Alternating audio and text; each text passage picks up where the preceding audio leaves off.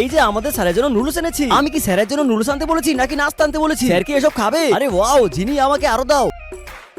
আরে স্যার তো গুলো খাইতেছে। আচ্ছা ঠিক আছে, যাও স্যারের জন্য মিষ্টি নিয়ে আসো। ঠিক আছে প্রিন্স, আমি স্যারের জন্য চকলেট নিয়ে এসেছি। তুমি এই চকলেট নিয়ে এসেছো? হ্যাঁ, চকলেট নিয়ে এসেছি। আমি কি তোমাকে চকলেট আনতে বলেছি নাকি মিষ্টি আনতে বলেছি? তোমার কারণে মনে হয় আমাদের ডিলটা হবে না। আরে চকলেট তো অনেক মজা। আরে উনি বাচ্চাদের মধ্যে এসব কি বলছে? আমাদের ডিল কনফার্ম। ওই ঝিনিটাকে তো আমি দেখে নেব। আজকে শহরের একজন কোটিপতি বাড়িতে পার্টি আছে। ঠিক আছে ঠিক আছে, আমি আমাদের প্রিন্স স্যারকে বলে দেবো পার্টি ব্যাপারে।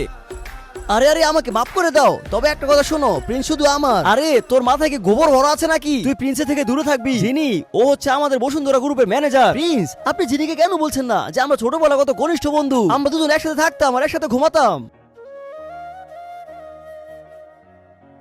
প্রিন্স স্যার, সিটি গ্রুপের চেয়ারম্যানের বাড়িতে তো আজকে পার্টি আছে। 7টা বেজে গেছে। আরে প্রিন্স, আমি তোমার সাথে পার্টিতে যাওয়ার জন্য রেডি। জিনি, আমি তানুকে নিয়ে পার্টিতে যাচ্ছি, চলো তানু।